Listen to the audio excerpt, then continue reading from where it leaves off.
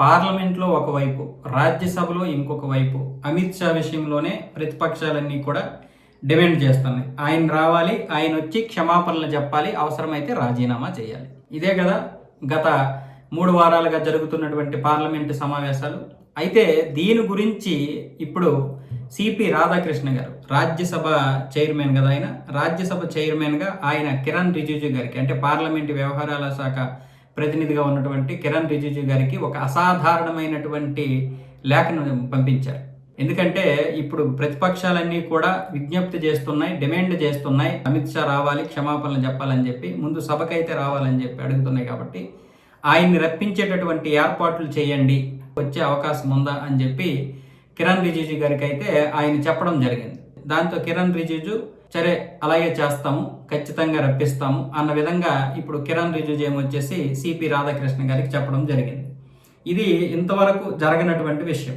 పెద్దగా ఎవరైతే స్వపక్షంలో ఉంటారో, అంటే అధికార పక్షం వాళ్ళే కదా ఈ స్పీకర్లు కూడా నియమిస్తారు, చైర్మన్లని, స్పీకర్లని, అందరినీ.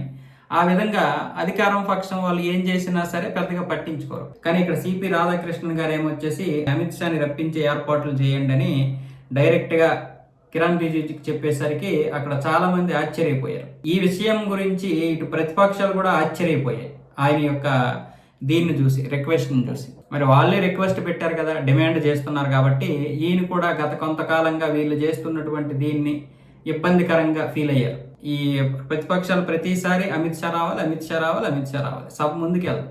ఇప్పుడు కూడా వాయిదాలు పడుతూనే ఉంది. ఆయన వచ్చి క్షమాపణలు చెప్పాలి, పెల్లెట్ గన్స్కి అనుమతులు ఇచ్చాడని చెప్పి. అంటే మీకు అర్థమవుతుంది కదా, ఈ యొక్క నిరసనలు ఏవైతే ఉన్నాయో, ఉద్యమాలు జంతర్ మంతర్ వద్ద, ఆ జంతర్ మంతర్ వద్ద ఉద్యమాలతోటే ఈ పార్లమెంటు సమావేశాల్ని, రాజ్యసభ సమావేశాలని గడిపేద్దామని వాళ్ళ ప్లాన్. అది ఇప్పుడు సక్సెస్ అవుతుంది. ఎందుకంటే ఎలాగో ఉద్యమాలు జరిగినంత కాలం హ్యాపీగా మరి ఎలాగో పార్లమెంటు సమావేశాలు నడవవు.